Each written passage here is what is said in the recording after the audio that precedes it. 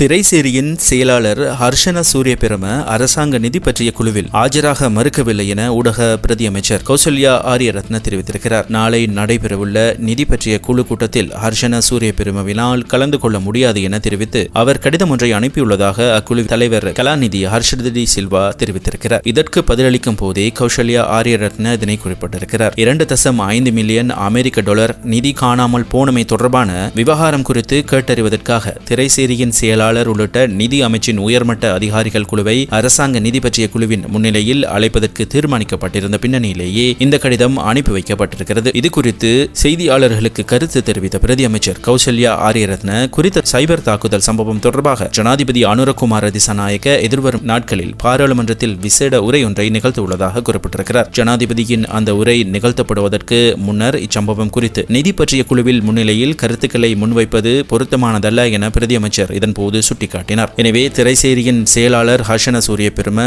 அந்த குழுவில் முன்னிலையாக மறுக்கவில்லை எனவும் ஜனாதிபதியின் உரைக்கு பின்னர் அவர் இது தொடர்பாக விளக்கங்களை அளிக்க முன்னிலையாவார் எனவும் அவர் மேலும் தெரிவித்திருக்கிறார்.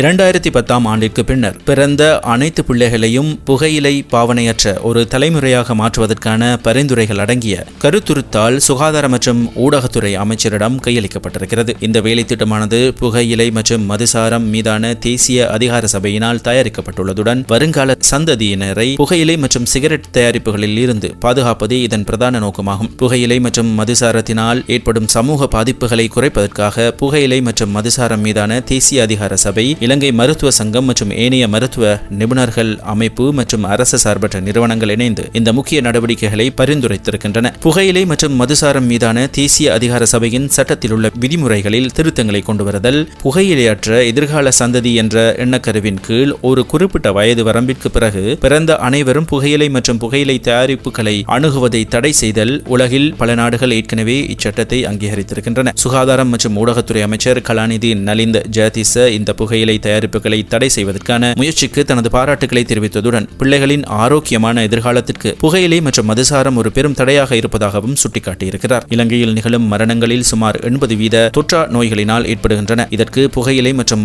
மதுசாரமே பிரதான காரணமாகும். உலகளவில் ஆண்டுதோறும் சுமார் மில்லியன் மக்கள் புகையிலை பாவனையால் உயிரிழக்கின்றனர். இலங்கையில் புகையிலை மற்றும் மதுசாரத்தினால் ஆண்டுதோறும் நிகழும் மரணங்களின் எண்ணிக்கை சுமார் 22,000 ஆகும். இவை ஏனைய போதைப்பொருள் பாவனைக்காக ஆரம்ப நுழைவாயிலாகவும் அமைகின்றது. பாடசாலை கட்டமைப்பிற்குள் இளைஞர்கள் மத்தியில் சிகரெட் பாவனை ஓரளவுக்கு அதிகரித்து வருவதாகவும் ரஜரட்ட பல்கலைக்கழகத்தின் மருத்துவ பீடத்தை சேர்ந்த அமில இசுரு சுட்டிக்காட்டியிருக்கிறார்.